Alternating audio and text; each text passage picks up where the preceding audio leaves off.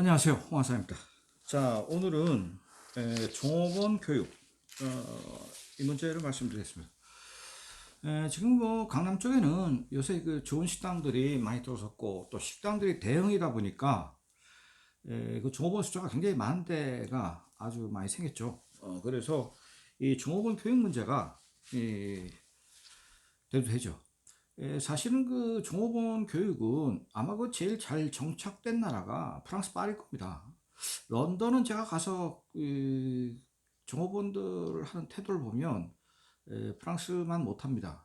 거꾸로 저 런던에서 제가 와인 따르는 법을 종업원한테 가르쳐 준 적도 있습니다. 네, 런던은 그 대목은 좀 엉터리고요. 파리는 아주 그 철저하죠. 그다음에 이제 파리하고 비슷한 데가 역시 이태리 정도 되는데 일본도 종업원 교육은 아주 딱소리 나게 시킵니다. 뭐 우리나라 똑같은 알바고 또 강남 쪽에는 뭐 종업원을 뭐 정식으로 채용하는 데도 있지만은 그 같은 알바인데 어떻게 그 일본 종업원들은 그렇게 정신나게 일을 하는지 그게 이제 그 어떤 프로 근성 직업에 대한 그 이쇼겐메이 목숨을 바쳐서 일한다라는 그 자세가 지금 돼 있는 나라죠. 이 종업원 교육을 잘 시켜야 되는 이유는 그 종업원의 태도가 잘못되어 있으면 그 가게 평판이 나빠지기 때문입니다. 그럼 강남에 있는 그 큰 식당들은 뭐 종업원이 몇십 명씩 되고 가게 사이즈도 뭐 방이 뭐 열 몇 개 수십 개씩 되시니까 가게 망하면 뭐 돈이 뭐 5억 10억이 아니라 몇십억씩 날라가잖아요. 그러니까 이제 하는 건데 일본은 종업원을 뽑을 때 면접을 봅니다. 우리는 그냥 뭐 면접이 사실 뭐 거의 형식적으로 그냥 뭐 대충 뭐 일할 수 있느냐, 시간을 언제부터 할 거냐, 뭐 이렇게 하지만은 일본 좀 까다롭게 합니다. 알바비가 사실은 일본이 우리보다 그렇게 많이 비싸지 않습니다. 일본이 지금 한 시간당 한 10,000원 조금 넘습니다. 한 11,000원 정도. 그런데 그럼에도 불구하고 종업원들 일하는 태도를 보면 굉장히 그 일을 아주 되게 잘하죠. 보통 이제 종업원 면접을 할 때 이렇게 물어봅니다. 첫째, 음식점에서 일해본 경험이 있는가? 이런 경우는 이제 교육을 한번 딴 데서 받았기 때문에 조금 그 고용하는 업주 입장에서는 좀 편한 경우죠. 그 다음에 왜 우리 음식점에서 일하려고 왔는가? 그러니까 이제 뭐 음식점도 일식집도 있지만은 뭐 중국집, 중국 식당도 있을 거고 또 뭐 레스토랑도 있고 하니까 그래서 그 일하는 동기, 그다음에 그 알바 학생 입장에서는 나름대로 무슨 뜻이 있을 겁니다. 일본은 그 좀 특이한 나라가 돼서요. 저는 스낵바에서 일하는 여자 변호사도 봤습니다. 난 정말 거짓말인 줄 알았어요. 그 주인이 저하고 좀 잘 아는 주인인데 그, 저 여자가 종업원인데 그 변호사라고 하더라고요. 그래서 제가 그 친구들이 이제 변호사들이 많으니까 그 법 얘기를 좀 물어봤더니 변호사 맞더라고요.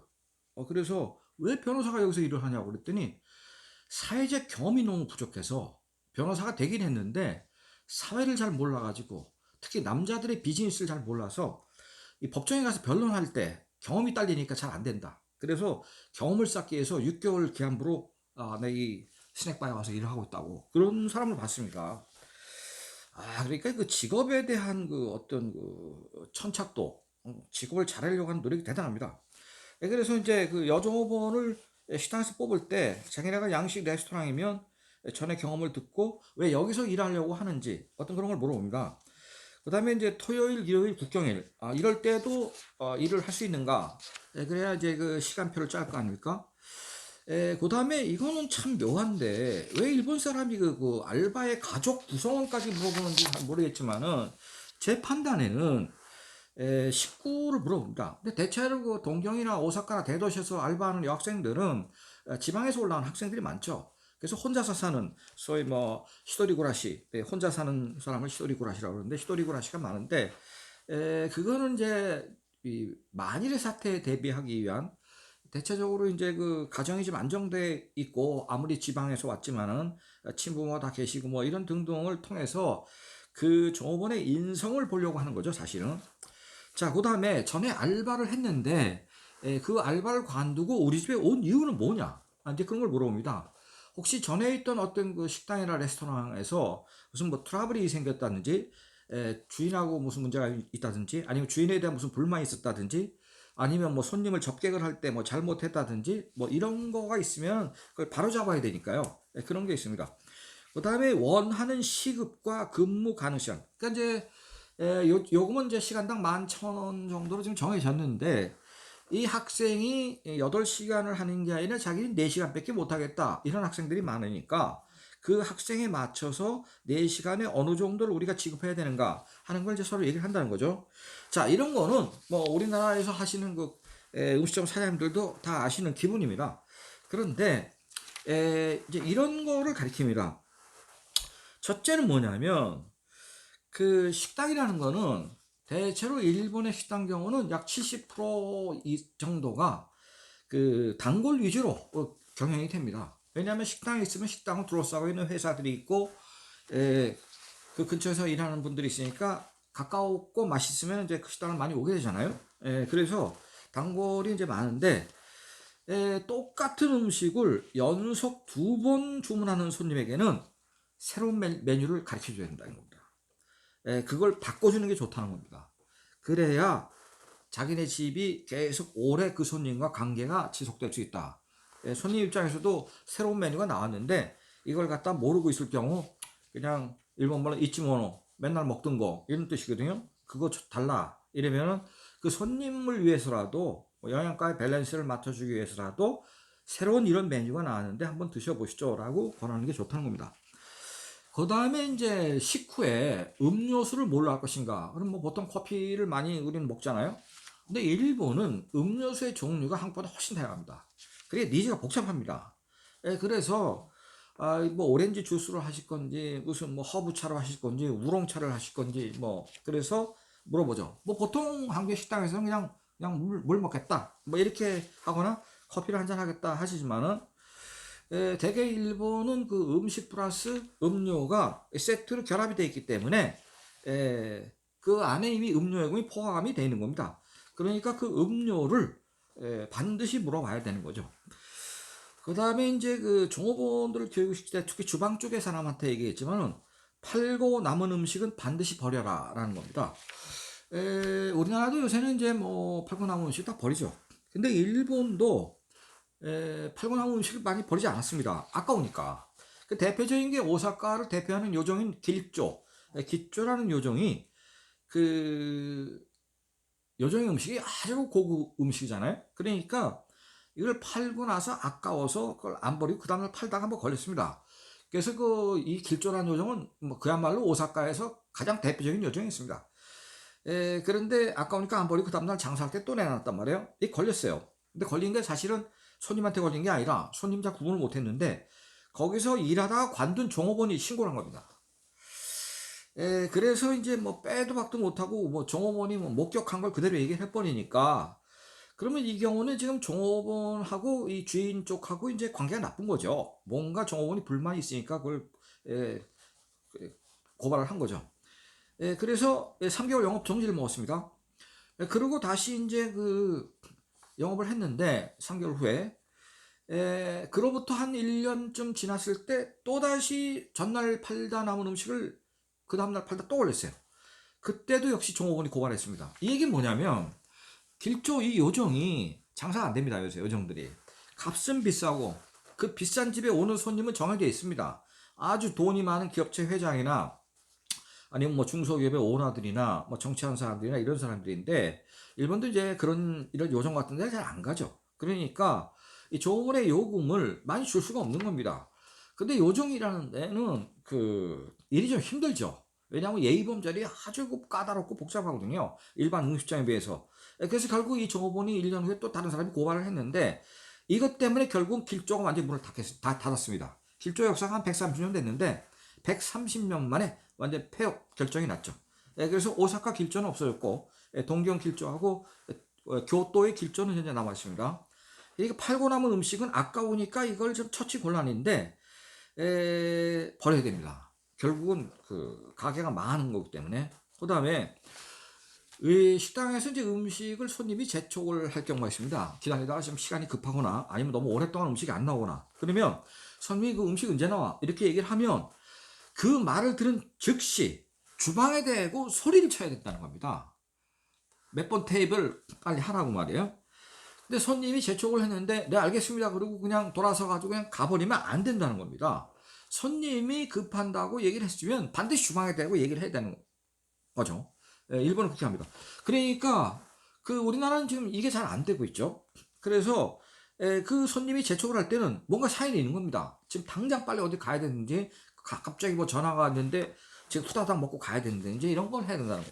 그렇기 때문에 재촉을 할 때는 반드시 거기에 대한 리스폰스가 있어야 되는 거예요.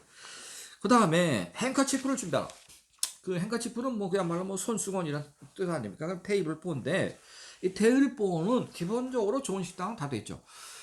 전 세계에서 지금 우리가 그 12대 세계의 선진국 대회에 들어갔는데 제가 솔직히 말씀드리면 음식 테이블 매너가 제일 떨어진 나라 우리나라입니다.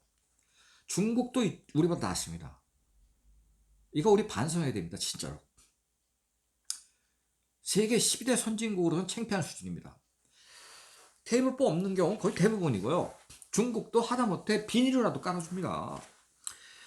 이 요리 음식 매너에 관해서는요 중국은 상당히 선진국 수준입니다. 지금도 뭐 물론 시장판에 있는 저 식당 같은 경우는 안 그렇지만은 조금 한다 그런 집은요 굉장히 수준이 높습니다. 나중에 제가 중국 식당 얘기를 한번 좀 시리즈로 한번 말씀드리겠습니다. 그다음에 행거치프는 물론 이 테이블에 그 볼을 준비하는 것도 있지만은 기본적으로 여정어버는 앞에 그 두루마리 를 해야 됩니다. 차고 다녀야 돼요. 그래서 그 안에 그 손님이 주문하는 그 주문 표를 체크할 수 있는 것도 갖고 다니고 볼펜도 갖고 다니고 다 해야 됩니다. 그리고 손님이 그 뭐 갑자기 자기가 뭐 혹시 냅킨 있으면 한 장 달라 그러면 그 자기 주머니에 딱 갖고 있던 냅킨 바로 들이대야 되거든요. 그 다음에 이제 일본은 생선 요리가 많은 나라이기 때문에 강에서 나는 생선, 그 다음에 바다에서 나는 생선 일 경우 이거는 바다에서 나는 생선 뭐입니다. 그리고 원산지를 어디입니다. 이거는 강에서 나는 생선 어디 뭐입니다. 그리고 이 강은 어느 강에서 잡힌 겁니다라는 걸 꼭 가르쳐 줘야 된다는 겁니다. 일본 말에 강 생선은 그 껍질부터 먹고 바다 생선은 살부터 먹는다 이런 말이 있습니다. 그러니까 강의 생선은 껍질이 맛있고 바다의 생선은 몸이 맛있다 이런 뜻이거든요. 근데 요런 경우를 이제 가르쳐 줘야 되는 거죠. 어느 것부터 먼저 될지. 그래서 그 산지를 아주 많이 따집니다. 일본 사람들은. 우리나라 사람들은 뭐 이 생선의 산지가 어디냐라고 물어보는 건 거의 없잖아요. 그런데 일본의 경우는 그 산지를 반드시 물어봅니다. 그래서 반드시 물어보는 게 아니라 물어보는 손님이 꽤 많습니다. 그 산지를. 그러니까 그 강에서 잡히는 생선이 맛있는 생선이 따로 있기 때문에 그런 겁니다. 그러니까 이제 그런 거를 가르쳐 드리는 게 일종의 서비스죠. 그 다음에 화장실을 더럽게 사용하는 손님을 주의하라. 손님도 단골로 오시는 분들이 많은데 그 손님 중에는 그 화장실을 좀 더럽게 사용하는 분이 있는 거죠. 화장실 갔다가 그냥 변기 속에 버린 거나 이러지 않고 그냥 땅바닥에 그냥 버리고 가는 사람도 있고 변기 물을 안 내리고. 근데 이제 화장실을 쓰고 나서 큰일을 보게 되면 종업원이 들어가서 방향제를 뿌려줘야 됩니다. 그런 거를 좀 안 하는 거죠. 그래서 그런 경우는 이제 쫓아 들어가서 해야 된다라는 거죠. 이런 거를 바로 그 종업원들한테 가르치는 겁니다. 제가 이제 튀김 가게, 템뿌라, 뭐 튀김보다는 템뿌라라고 얘기하는 게 더 맞을 겁니다. 일본에서는. 그러면 우리는 템뿌라를 튀김으로 번역했지만 지지비는 일본말로 아게모노고 튀김은 템뿌라로 지금 우리가 번역하고 있지만 조금 그 차이는 있는 거죠. 우리나라 튀김하고는. 그래서 그 동경에서 그 튀김을 제일 잘하는 가게가 보통 통상적으로 3개가 있습니다. 한 가게는 야마노 우에라고 합니다. 점심때 1인분에 만행부터 출발입니다. 점심때 1인분에 10,000엔부터 엄청 비싼 집이죠. 저녁 때는 30,000엔부터 출발입니다. 제가 그 집을 갔는데 뭐 제 돈으로 뭐 비싼데 그거 가진 않지만은 어쨌든 갔는데 그 튀김을 딱 튀겨서 나온 걸 보니까 이 가사리가 아주 살아있고 역시 그 일본의 1인자 다운 솜씨이고 가게 자체도 좋죠. 본점에서 온 게 아니라 그 도쿄의 그 록봉기 힐스라는 빌딩 타운이 있습니다. 그 밑에 미드타운이라는 게 또 생겼는데 그 미드타운 그 2층에 있습니다. 야마노우에 지점이. 근데 그 덴뿌라가 나왔는데 우리는 보통 그 덴뿌라를 그 간장에 찍어 먹지 않습니까? 그 덴뿌라용 간장이 따로 있으니까요. 간장이 안 나오고 소금이 나왔어요.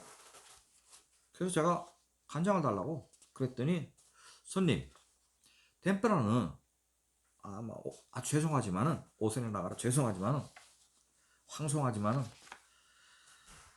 간장보다는 바로 덴뿌라용 소금 제가 드린 소금에 찍어 드시는 것이 훨씬 맛있습니다 라고 얘기하는 거예요. 그러니까 그게 이제 한 벌써 10년도 넘은 얘기인데 그때는 뭐 제가 좀 촌티 났으니까 그래서 간장을 갖고 왔어요. 또 한번 먹어보시 비교를 해서 드셔보라는 거예요. 근데 그 종업원이 이제 그렇게 얘기를 한 겁니다. 그래서 제가 소금에도 찍어 먹어보고 간장에 찍어 먹었는데 결론은 덴뿌라용 소금 암염인데 바위 소금인데 거기에 찍어 먹는 게 훨씬 맛있었습니다. 그러니까 이 종업원이 손님한테 더 맛있게 드시는 방법을 가르쳐 준 겁니다. 한마디로 제가 한 수 배운 겁니다 거기서. 그래서 그 우리 야마노우에는 뭐 우리 삼성그룹의 이건희 회장님도 단골 손님인데 그렇게 알고 있습니다. 그런데 이렇게 가르쳐 줍니다. 그 다음에 이제 그 덴뿌라를 잘하는 집으로는 긴자의 그 4종목 카도에 있는 텐쿠니 천국이라는 집이 있습니다. 그 집을 제가 또 잘한다고 해서 가봤는데 텐쿠니는 솔직히 얘기하면 아주 실망한 집이었습니다. 값도 뭐 싸이도 않았는데 뭐 1인당 그때 한 7, 8천 엔 정도 준 것 같은데 이 집은 제가 그때 갔을 때 이 집은 아닌데 명성치고는 영 아니다 라고 생각했는데 작년에 망했습니다. 그 다음에 세 번째로 잘한다고 하는 집을 내 일본 친구가 가자고 해서 하게텐이라고 말 그대로 하면 대머리라는 뜻입니다. 하게가 대머리라는 뜻인데 그 하게텐이라는 집을 갔는데 그거 역시 긴자이죠. 그 덴뿌라가 튀겨서 왔는데 하도 잘 튀겨서 하도 고소해서 야마노우의 덴뿌라는 아주 담백합니다. 덴뿌라 맛이. 근데 하게텐 덴뿌라 맛이 좀 꺼적지근하면서 깊습니다. 그리고 굉장히 고소하죠. 그래서 그 야마노우의 음식 맛이 너무 틀리기 때문에 제가 그 내 친구한테 야 맛은 솔직히 얘기해가지고 그 아주 담백한 야마노우의 거보다 하게텐 계란 입맛이 더 많다 했더니 자기도 그렇다는 거예요. 그리고 이 집이 싼데 이 집은 한 5,500엔 밖에 안 하고 저희 만행인데 5,500엔이 2배를 받는데 난 5,500엔 내고 이 집 와서 먹는 게 더 맛있고 마음도 편한데 그래서 난 여기로 온다 라고 내 친구가 얘기를 해요. 그래서 근데 왜 이렇게 고소하냐 이게 그랬더니 그건 다시 모르겠다. 그래서 내 친구한테 그 주방장이나 이 집 사장한테 그걸 한번 물어봐 달라. 그래서 이제 주방장이 왔습니다. 알고 보니까 주방장이자 사장이던데 왜 이렇게 고소하냐 그랬더니 그 솔직히 영업 비밀이라 안 가르쳐 줄 수가 없다고 그렇게 얘기를 해요. 근데 사실 제가 그 비싼 집을 갔는데 좀 그걸 알고 가야 될 거 아닙니까? 그래서 제가 뭐라고 엉뚱한 소리를 했냐면 저는 한국에서 왔는데 사실 우리나라도 옛날에 그 튀김까지는 아니지만 지짐이가 많이 있었습니다. 그런데 우리나라가 튀김 기술이 발전할 수 있었는데 일본 사람이 36년 지배를 하는 바람에 이 튀김 기술이 발전을 못했습니다. 그래서 미안하지만 가르쳐줘야 될 의무가 있는 거 아닙니까? 그랬더니 제가 좀 황당한 얘기를 한 겁니다. 보통 사람 같으면 그 말이 되는 얘기요? 이렇게 얘기를 할 텐데 이 사람이 갑자기 한 10초 정도 생각을 하더니 그럴 수도 있겠네요. 우리가 지배를 안 했으면은 독자적으로 발전할 수 있는 길이 있었을 텐데 그래서 제가 그러면 가르쳐 드리겠습니다. 그랬더니 튀김통을 아예 갖고 나왔어요. 튀기는 전체 구름 아에다 갖고 나와가지고 거기다가 튀겨서 저한테 직접 가서 앞에서 줬습니다. 그런데 그 사람이 얘기를 하더라고요.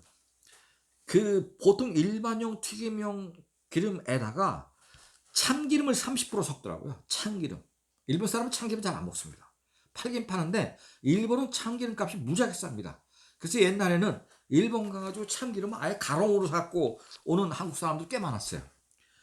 그런데 그 참기름을 섞더라고요. 한 30%로. 그래서 고소한 맛이 나는 겁니다. 그러니까 야마노우에는 그런 걸 안 하더라고요. 근데 이 집 하게때는 그래서 혈에서 고소하구나. 그리고 아주 솔직하게 그냥 다 보여줬습니다. 그 사람이. 가지고 인상적인 사람이었는데, 자, 이렇게 그 종업원에 대한 교육. 손님이 간장을 고집하는 바보짓을 하는 경우에는 소금으로 먹는 게 더 맛있으니까 한번 해보라고 가르쳐 주는 겁니다. 자, 이게 그 종업원 교육이거든요. 여기서부터 이제 업종이 좀 고급, 아주 전문 업종으로 하게 되면은 또 다른, 뭐 장어집 같으면 장어집의 교육을 따로 시켜야 되거든요. 예를 들면, 그, 긴자 신바시 팔정목이죠. 팔정목에 있는 그 장어집, 유명한 집이 하나 있는데, 그 집 같은 경우는 종업원들을 그 화장을 못하게 합니다. 장어를 드시러 온 손님한테 화장품 냄새 풍기지 말라고. 그 다음에 시계나 반지를 못 차게 합니다. 시계나 반지를 차면 네가 여기 종업원으로 왔지 패션쇼 하러 왔냐. 그리고 반지 시계가 갈 때는 차고 가라. 그리고 종업원 손님 서비스 할 때 딱 그런 거 하지 말라고. 그렇게 얘기를 한다. 그 다음에 종업원의 발소리가 들리지 않습니다. 그 집은. 종업원이 메뉴판을 보고 있는 사이에 어느새 딱 보면 옆에 딱 한 1.5m 앞에 서 있습니다. 나비처럼 날라 들어옵니다. 종업원이 스리퍼를 찍찍찍 끌고 오지를 못하게 하고 있습니다. 그래서 그 신발 자체가 스폰치가 있는 신발에 발소리가 안 들립니다. 손님이 음식을 먹거나 아니면 손님끼리 대화를 하고 있는데 종업원의 발걸음이 손님의 대화를 방해하면 안 된다라는 겁니다. 이게 그 상호 이름은 나중에 가르쳐 드리겠습니다. 저는 그 집을 많이 갔지만. 자, 어쨌든 1000번 끓이고 10,000번 쪘다라는 게 그 집에 가면 딱 액자에 붙어 있어요. 감동적입니다. 1000번 끓이고 10,000번 쪘다는 거예요, 장어를. 자, 이렇게 집집마다 이 종업원 교육이 다 틀립니다. 어쨌든 오늘 말씀드린 거는 종업원을 가리키는 기본입니다. 아마 우리나라 종업원 불러갖고 너 이렇게 좀 해라 그러면 네, 간주겠습니다. 이렇게 나올지 모릅니다. 그러나 분명히 우리도 그렇게 가야 됩니다. 그래야 선진국이 되는 겁니다. 자, 감사합니다.